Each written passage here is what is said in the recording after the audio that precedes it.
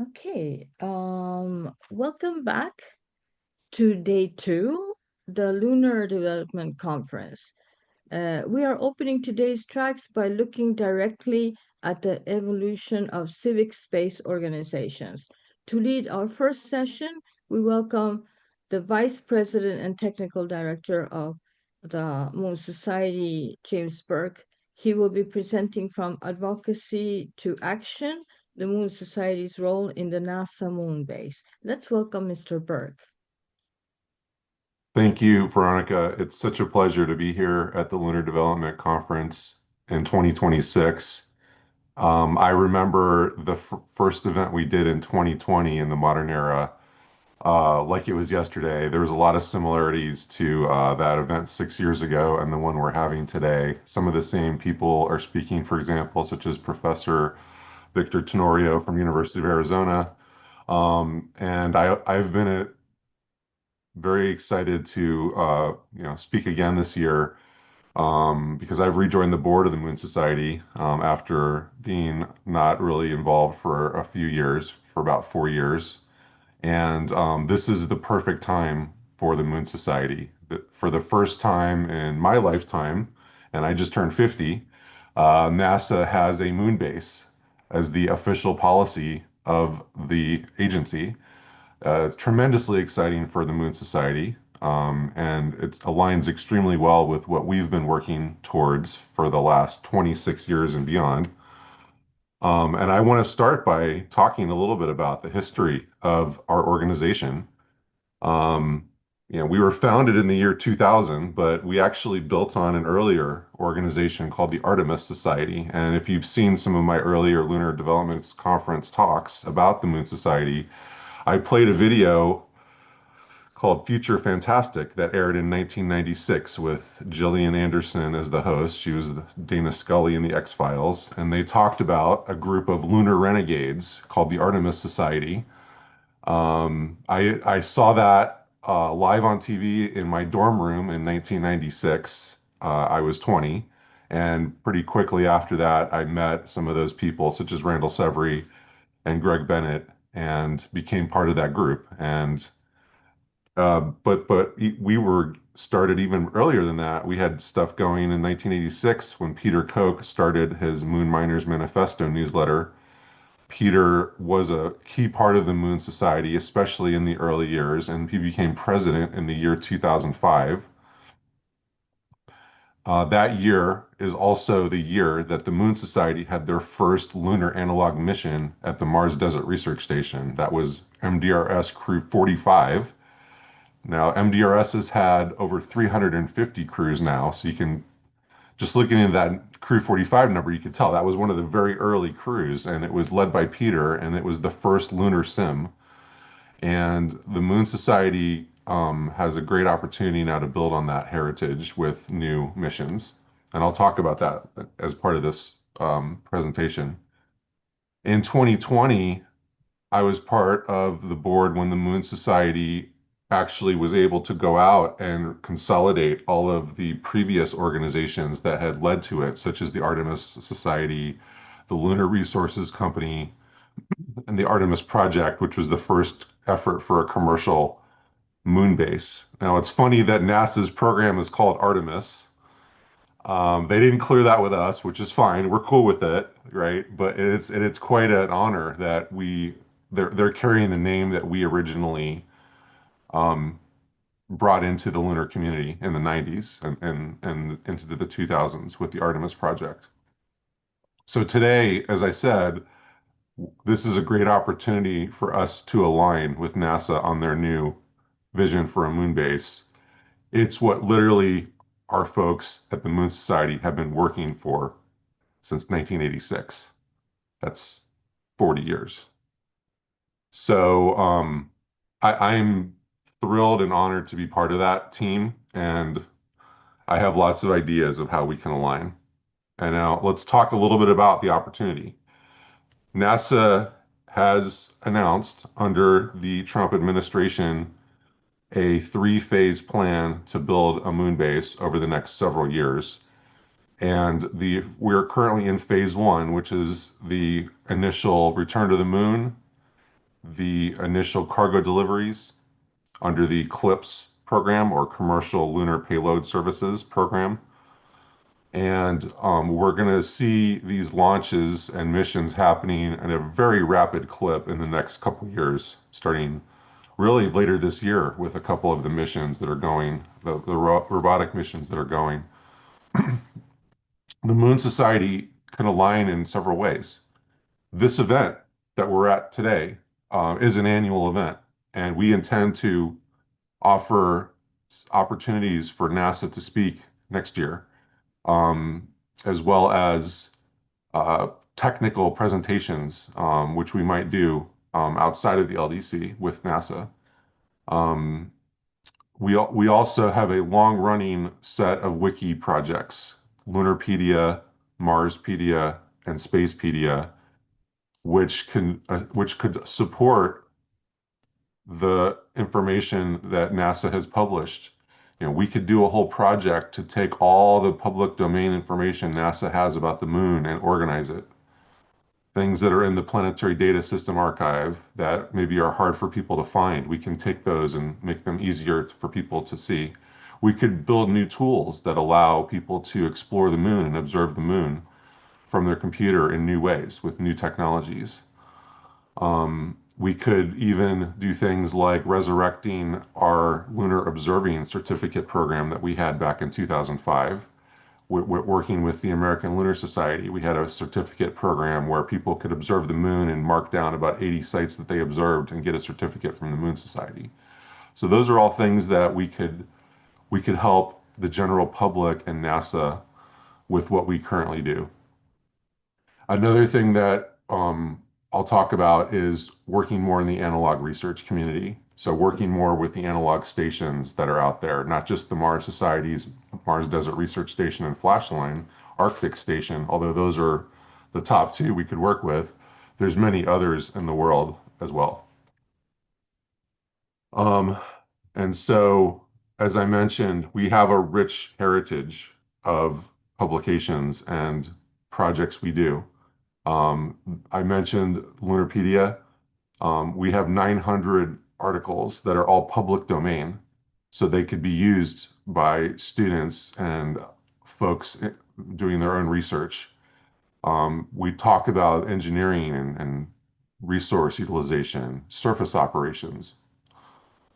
And so, a lot of the work that Peter Cook did in the Moon Miners Manifesto newsletter for many years, we have available, and we could fold that into these resources.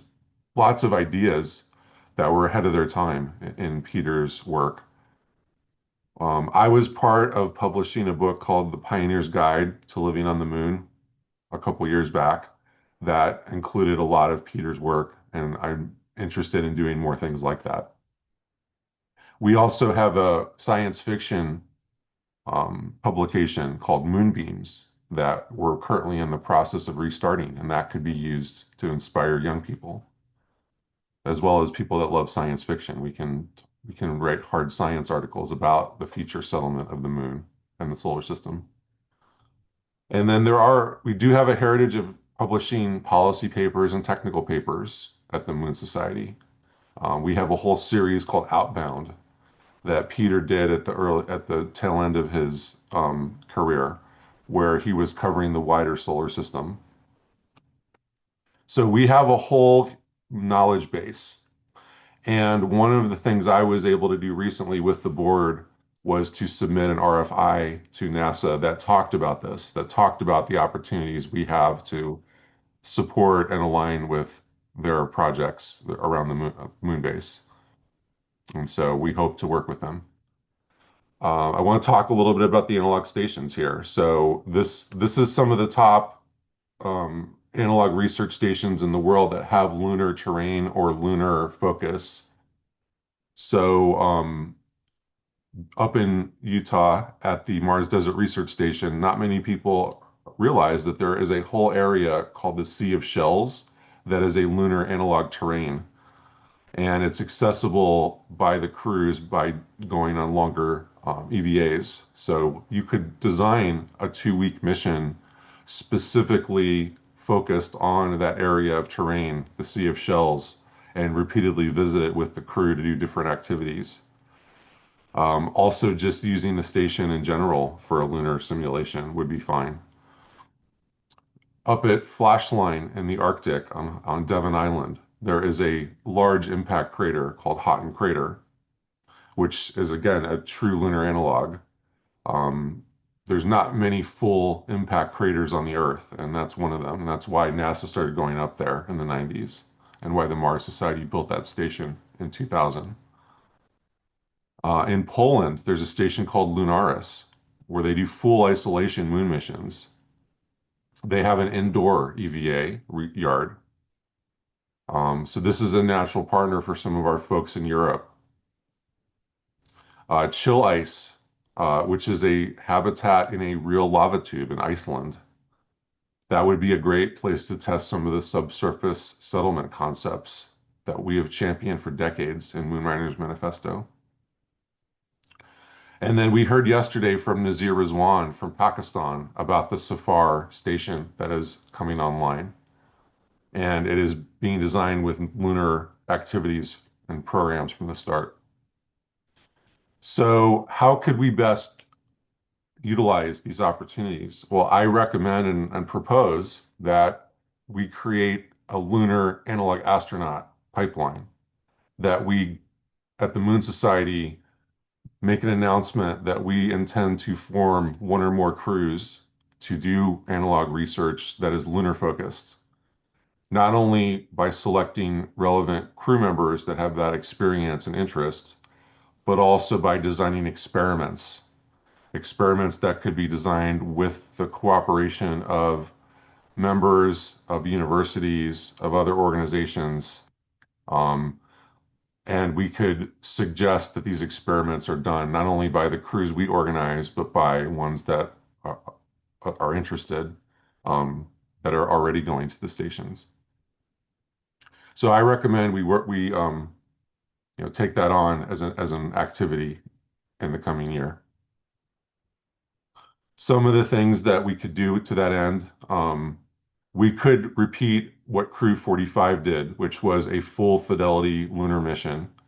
They even did things like adding seconds to the communications latency on the radio, doing some activities around the lighting. So, assuming that maybe there was a transition from permanent day to permanent night that the crew was going through, that might adjust their sleep schedule slightly or might adjust their activities.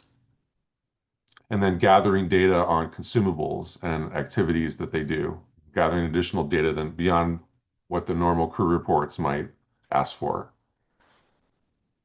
So we could build a pool of people that are potential crew members by announcing that we're forming a crew, and we could have organized training and preparation sessions with some of the veterans of Crew 45 and other station alumni in our community. I've commanded a mission. I've been on 3 missions at MDRS, and I'd love to help out with that. The Moon Society in the future could fundraise and offer microgrants to small teams to pay for their experiment uh, logistics and materials. And I would recommend that we cast a wide net for crew members, that we don't look for one type of crew member, that we balance across science, engineering, medicine, other roles. Even roles like journalist and psychologist, artist are ones that have been very successful as crew members at the station. And so, analog research is for everyone. It's not just for the scientists that are working in their fields. It's having a true experience for anyone. I highly recommend it if you've never done one. In terms of experiments, again, these could be ones designed with external researchers at institutions today, or members of the community that aren't necessarily going to be on a crew. They could design an experiment that then the crew goes ahead and does while they're there with the processes and materials and data collection procedures that are designed as part of the experiment by others. So some of the things that could be done that are lunar related, um, dust tracking across equipment and suits That's going to be a huge area to mitigate on the moon. And so we could do studies around that. Doing different types of lunar regolith simulant construction and using that material for in various ways. Doing polar lighting studies, as I mentioned. Telerobotics, so operating rovers, drones, and other equipment remotely um, under the bandwidth and latency constraints that you would really have in space and on the moon. And then doing experiments with plants. We have a whole green hab at the MDRS, for example. We could design experiments around crew food use or creating novel types of plants for use as food on the moon or other uses on the moon. The optical power beaming experiments that we've done in the past at different conferences could also be repurposed and done at analog stations. I would recommend that we tie experiments to the needs of lunar settlement and to the things that maybe others aren't working on, with the results of our experiments being published by the Moon Society. So those results flowing into white papers and Lunarpedia and scientific papers that we help get published in journals. So, in closing, the Moon Society has a huge opportunity here. And just a reminder that we are a nonprofit 501(c)(3) charitable organization. So what that means is we're a bunch of volunteers. We're not a huge organization that has paid staff. Everything you see that the Moon Society does, for the most part, is done by volunteers. So we know how to take a dollar and really stretch it to the maximum. And your dollars, your donations are tax deductible in the US. They go to our programs. They don't go to, we don't turn around and pay them directly to vendors to do the programs we have. We have volunteers doing it. So most of the money we spend is actually on the activities and what we need to do the programs. We also have a track record of keeping our knowledge free and open. So all of our wikis are public domain, for example. And I would encourage us to continue keeping our knowledge open and not having closed IP, closed research projects that we don't share data for, like many other organizations do, including NASA. I would recommend that we be wide open, online, transparent. We make our programs free as much as possible for everyone so that we have a wide reach. And we have a reach internationally, not just inside the US. But I do believe that unlocking the NASA partnership is really going to be a huge strategy enhancement to what we do. And I feel like having serious lunar research done under the Moon Society could also attract more funding. So we could apply for grants and other funding sources federally, even in state and local areas, to support what we do. But it really starts with our members and our donors today and what they've done in the past to get us where we are today. That is a foundation we're building upon. And so, I want to, on behalf of everyone at the Moon Society, want to thank everyone who's been a member, who's been a supporter of ours over the years. You've helped us get to where we are today, and we're in an ideal spot for a nonprofit to capitalize on the NASA moon base plan. And so I'm excited to get going. I'm excited to be part of it. Um, and yeah, I'll leave it there and I'll open it up to any questions anyone has.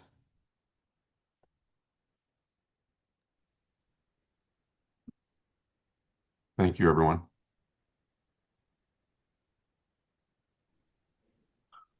Frank, I see you have a question. Go ahead. Yes, my audio might not work. Can you people hear me? Yes, I can hear you. Okay, good, terrific. I was wondering if the experiments that you had in mind for Moon Society analog missions, some of them would include construction and expansion of the habitat. So at the MDRS site, we have some constraints of what we can do there. We're on a state lease that is $1 a year for the land that the campus is on. So, for example, we can't really do things like dig a lava tube simulation or a tunnel or something like that.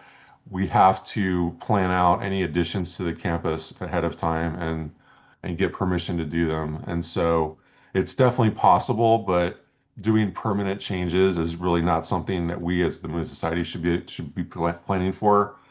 Now, there are opportunities for us to help out with other stations that are coming online. And in some cases, we might be able to suggest improvements or design changes as these stations are being built. So, for example, the one in Pakistan, I think is a perfect time right now to give them requirements. Yeah, There's awesome. also a project in Seattle with a college here that is we're in late stage negotiations on between them and the Mars Society to do a new analog project. So there'll be more announcements about that this summer, but that is another opportunity for the Moon Society to help out with a station that's coming online in Seattle. So Terrific. I got stuff that would allow expansion for pressurized habitat. So if we could have something that's either like hyperbaric or operating in altitude conditions, that would be ideal for testing. that's good to know. Pressurization adds in a lot of complexity and cost, but certainly it is something that people are interested in doing other than you. So yes, Awesome. I'll get in touch. definitely gonna And talk. if we're going to make a simulator, might as well make it as real as possible. I agree. I agree. Thank you. Mike Hilton, go ahead. Yes, thank you very much, James. This was a very informative talk, and I didn't realize the history of the Moon Society that deep, and so I appreciate that. Um, let's see. Oh, let me start my video. Let's see. Yes. So my question is really a suggestion, and that is maybe for the near future, you could consider some kind of robotic interchange. And maybe Veronica will talk to you more about that later.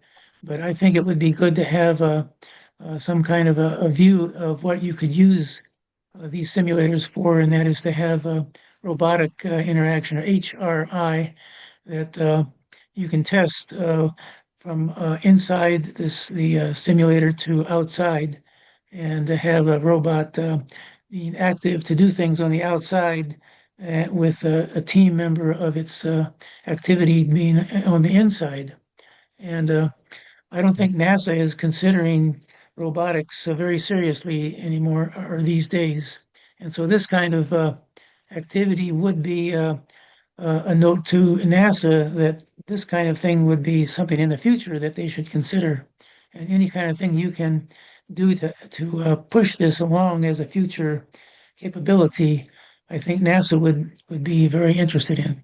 That's just my opinion. That, thank you. That's a great idea, a great point, and I definitely agree with you that we should look for opportunities that others are not currently working on. NASA, SpaceX, other organizations are focused on settling the moon and the prerequisites, but they're not working on everything we're going to need. And so finding those opportunities. So for human robot interaction, I completely agree. I was part of an experiment at the MDRS as part of my crew 3 years ago, Crew 261, the transatlantic mission. And one of our crew members, Erin Kennedy, was a roboticist from Canada. And she had an experiment which was a large wheel. It was a rover that was wind powered. It was designed to look on Mars for different types of geysers that are believed to exist on Mars that have never been photographed on the ground. But she did some extensive testing of this robotic system at the station during our EVAs. And one of the sort of sub experiments she had was human robot interaction, where she could hold up different color cards with her suit on, and the robot rover would actually know what the command was based on what she was holding up. So she actually did some of that already at the station, and that's exactly, I think, what you're talking about, where you could, if you were suited up and outside and you needed something, you could walk over to a window and maybe gesture at the station camera, and it would be able to pick up what you needed and kind of maybe give you a tool that you needed in the EVA airlock or something like that, or turn on a system outside that you might need to get turned on. So yeah, there's many things like that you could do in an analog environment with, when you're working with having a suit on, when you have restricted mobility, restricted use of tools because of your gloves on your hands. Yeah, that's a great one, of Yeah, thank you. course.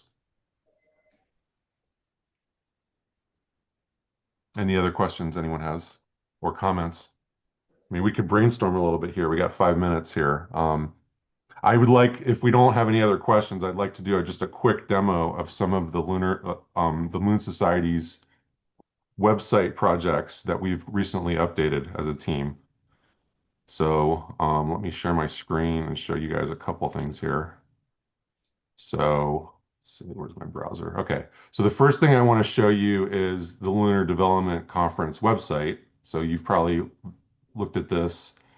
I want to note that we have the abstract book here available for download as a PDF, but we also have, this website is using the Moon Society brand guide. These colors and the design is something we've been really thoughtful about over the last several years, and so we're trying to roll out some of these, you know, modern looking web controls as part of these website updates. We have a standardized sort of footer on all the sites now as well. So if you go to the main Moon Society website, this is relatively new. We've added in things like the lunar, the phase of the moon widget here. And so this is new. This is a new system that we just set up that will, you can go to this page and it'll basically tell you the phase of the moon, all this other data about the moon at the moment, when the next full moon is, when the next new moon is. This is on the main page of the Moon Society if you go right up here in the top right. Um, if I scroll down, you can read about the RFI that we submitted to NASA. We actually have posted the entire RFI PDF on this page, and this talks about um, some of the things I mentioned in my talk, such as the moon-based knowledge commons using Lunarpedia as the base. So these are ideas only. We don't expect that NASA is going to give us money based on that document, but we did want to let them know that, hey, we see what you're doing with the moon base initiative, and we want to be part of it. We recently updated Lunarpedia to the latest version of its software uh, media wiki, and you can see we have 900 articles over the last 20 years that people have written and contributed. At the very bottom here, we have a new footer element where you can switch between the main three wikis, Lunarpedia, Marspedia, and Spacepedia, very easily. And there's some information about the Moon Society. We've also, just in the last 24 hours, we've also resurrected the Lunar Underground web ring. So if you've been around for a while, you might have remembered this little tool that used to be on all of the sites. This is what it used to look like, the Lunar Underground web ring. The Artemis Society actually created this, and for many years it linked all the internet sites about the moon together through this ring. So we've revived it, and we've gone through and we've found most of those sites. Some of them are still around, such as Marianne Dyson is still around doing her projects as well. She was an early part of the Artemis Society. And we added a few more in, such as NASA's page, the Lunar Planetary Institute. So you could check this out. This is on the footer of any of the Moon Society websites, and you can use it to get around to some of the other ones in the network. So a web ring is the web's oldest social network. Terrific. I have web rings of my own also. I've been making these like QR code wearable thingies. I'll make one for you guys. It can't hurt. Very cool. And then the last site I wanted to show everyone, this is our publishing imprint, Luna City Press. This is another Moon Society website.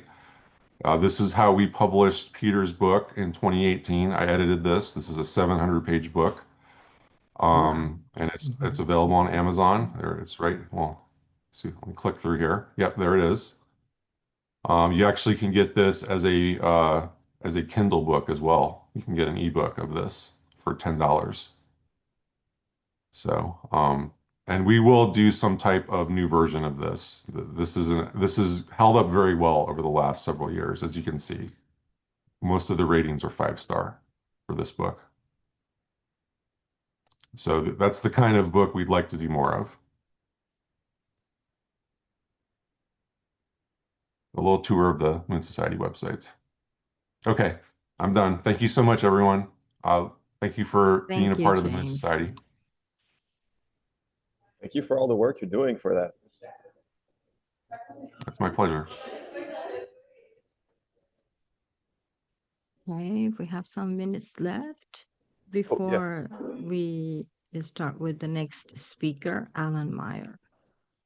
Would you guys like to check out my proposed analog extension technology setup?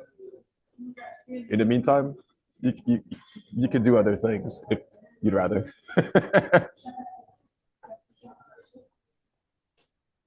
We have a couple minutes if you wanted to show something. Absolutely, Awesome. go ahead. I'm going to share my screen real quick.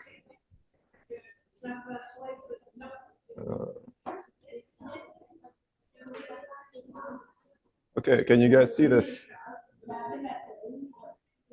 Yes. Okay, so this is the very early stage of this project.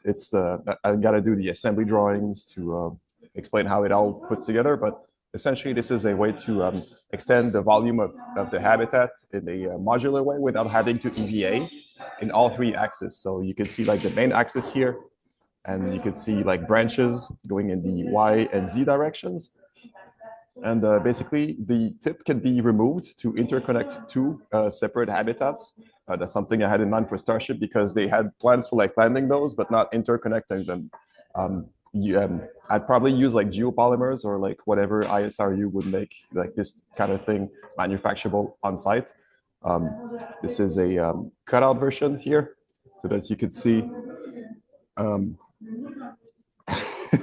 Yeah, I'm probably gonna have to switch page to explain like how it all works, but these are like modules that you could extend, like a PEZ dispenser type of thing. And once you reach the other end, like you just remove the cap, so you could interconnect the two volumes. And here is a detail of the. What is the use case for what we're looking at here? What are we seeing? Is this a habitat? Yes, it's a habitat that can be extended. Basically, depending on the material that you're going to be using, if you can use something that's like transparent, you could have like light coming through it. Initially, this was intended for a ecosystem, a closed loop BLSS, essentially like using biological processes to sustain the crew for like food and oxygen and all the likes. In that use case, the horizontal tunnels secondary would be for like aquaponics, and the vertical ones would be for hydroponics, and the main one for crew passage. Like this is entirely scalable too. Like right now, we can make one that's like 30 inches in diameter with pre-existing hardware. The Elegoo Gigastorm Orange. I think I'd have to share a link. But if we can make larger machines, we could make these like 60 feet diameter, like as big as you want. And so this is for either like surface use. If you were to use it on the moon to avoid like thermal swing, what I would probably do is like cover these with like a Roman archway of like cast basalt blocks. So this way you avoid the thermal swings. But for Mars, it's golden, and all the files are ready. So we just, you throw them into the printer, and it cranks out habitat modules. How cool is that? That's pretty cool.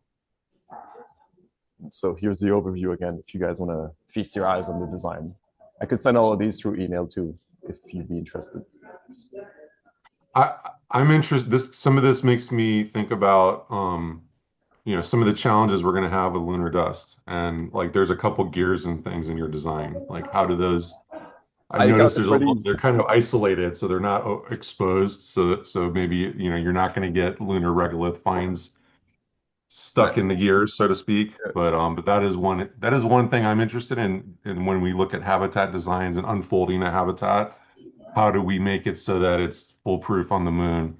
And also, I think we're going to get to the point where people are going to be worried about bringing a spacesuit inside the habitat that's been out on the moon. So maybe instead of you're going into an airlock and taking off a spacesuit in the airlock, you actually the spacesuit docks to the Yeah, habitat. Just get out of the spacesuit, glove and the dogs. Yeah, spacesuit never goes inside the habitat.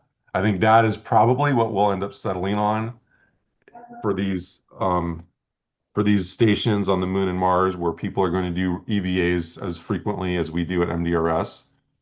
I don't think it's going to be where they're going to be bringing their suit inside over and over again every day when they're a permanent settler. It's going to be more something like that, where they're docking it to the outside. yeah, exactly. I had it exactly in mind for like extension of the habitat. If we have to like go out of the habitat in order to expand it, like we're gonna have like contamination issues also. So anything we can do from the inside out is definitely the approach to go. And as for the gears, like I accounted for the clearances so that we don't get anything like jammed up by dust just in case. Great. That's pretty much it. Good work. Thank you. And I got more stuff. It's just I'm not a presenter today, so I don't want to take up too much time. I think based on how successful this event has been, we will try to look at doing more technical presentation opportunities for people. Like maybe we could do something like a monthly webinar series or a quarterly webinar series where we offer slots to folks like yourself. Oh, that'd be terrific. And if you guys ever want to like do this on a more regular basis, me and the archaeology folks are meeting like every week to keep ourselves accountable. So you guys are welcome. Yeah, I'd love to join that. I've been on that call before. I'll definitely join that one again. Awesome. I'm interested. Cool. So who's next? Okay, we got like 3 minutes left. So I should have taken more time. I'm gonna leave the floor to so you can speak for 2 minutes more, and then I have to present the next speaker. Yeah. Oh, Lars is gonna be here at 11. Cool. Mm-hmm. Well, I could share the rest of my stuff if you guys would be interested. Yeah, maybe we have time for one more thing, Frank. All right, I'll do it real quick.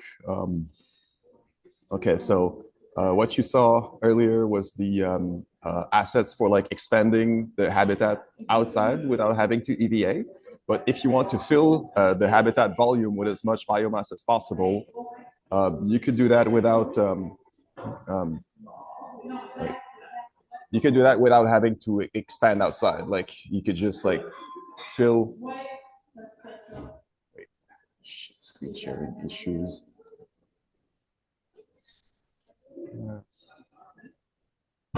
There we go. You can do that without having to like expand the habitat. You could just use like pre-existing hardware. In this case, this is a asset inventory used for building stuff with in situ materials. Half of it is like hardware, but the other half is structural and living components. So you got beams, you got panels, you got some of Stuart's assets for like very large structures. And the MVP of this setup is the hollow modules that you see here. These are for making like surfaces that can be like filled with growing substrate for either like hydroponics or in soil. I also got those for like volumes too. Yeah. Okay, I think we're gonna need to move on. This is really cool, Frank. I'd love to learn more. Terrific. Thank you, Frank. Thank you so much.